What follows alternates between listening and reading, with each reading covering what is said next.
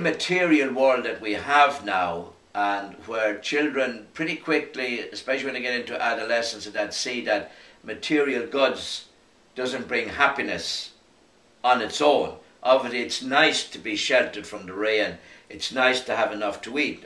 Would never worry about that. That's important. But where that is the only consideration for children, and ambition, I think they become very selfish. So the Holy Childhood and the other pontifical mission societies continue to help out in these areas. But our job is to teach all of these people to realize that they must eventually depend on themselves.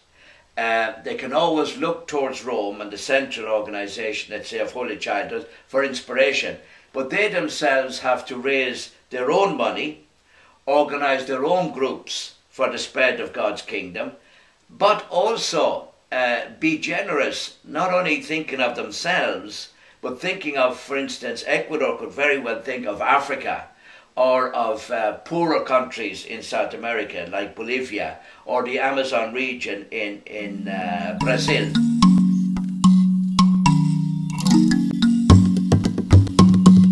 Because the main thrust of the Holy Childhood is looking beyond yourself, not getting to the point where you're more or less established. That would be good, but always looking as well to see what you can do for the rest of the world. Telling children about the mission situation, telling them about the need for prayer and the power of prayer and how it inspires so many men and women to work for the good of others. I think to inculcate that from an early time in a child is very important.